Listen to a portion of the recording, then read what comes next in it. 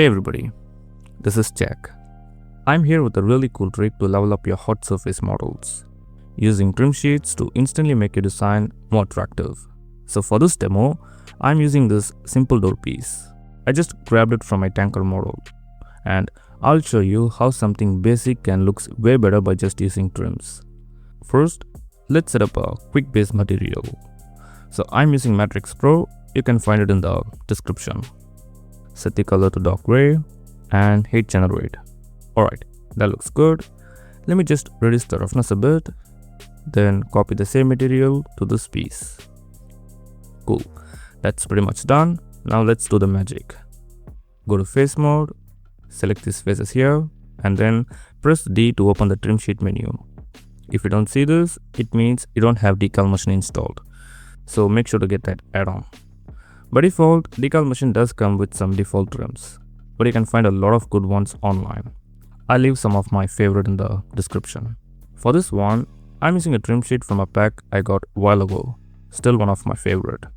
So I'll pick this one, and there you go. You can see the texture applied to the mesh.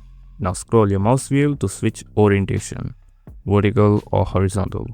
I'll keep it horizontal. For more control, just left click and press D again and choose adjust. From here, press W to move the trim and just try different position. See what's fit your design.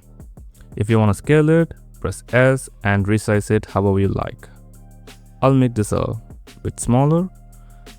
Yeah, something like that could be good. Let me tweak it a bit more. So I'm going to move this to left or right, just align it properly with the shape. Alright, let's apply trims to the second door. So I'll select all 4 faces, and this time I'll go with different trim. So that's good. Let's make it horizontal and then scroll your mouse wheel.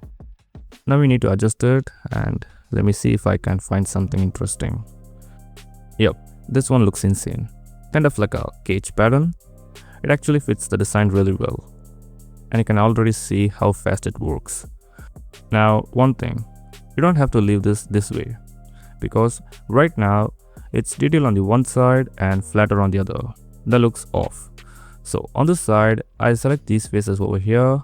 So select all the faces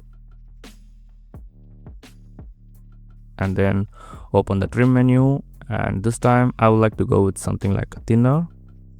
Yep, that works. I think I don't even have to change here anything because it's suits perfectly. And only thing is bothering me is that the texture breaking up, so that's a bit off and unprofessional. So to fix this, I'll use the knife tool to draw some edge to create some separation, and I select this faces over here, and then I ascend the black metal from the material. That already looks much better, and we can do the same thing to the other side.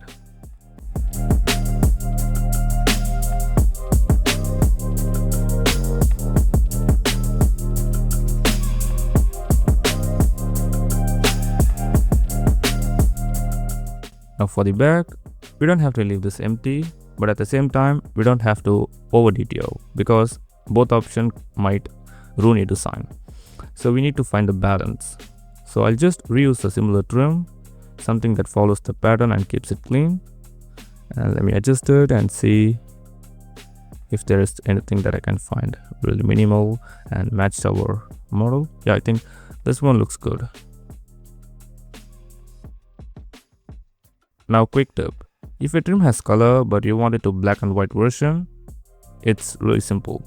Go to shader editor and switch to trim sheet material, and from here just disconnect the color input, and this will end up as a grayscale. And you can even make it a lighter or darker, or you can set any favorite color, but just I want you to know that there is a option for this. But for this, I actually like the color, so I'll reconnect it. Now for the back, we can actually keep it simple, just a plain texture, no need to overdo anything, or we can do something very minimal. So I'll add a loop cut and then bevel to the size. Then on these faces, I load a trim. And yeah, I think I don't have to change anything. The default placement was perfect, so we don't have to push it further. So yeah, that's it boys. Hope this gives you some clarity and a better idea on how to use trim sheets to add detail without increasing the poly count. Because once you understand this, you can make even simple model looks way more interesting. And if you don't know how to turn this trims or decal into game ready texture, check out this video. I'll show you how to bake everything properly in just a few minutes. Honestly, it feels illegal. Don't miss that, go and watch it.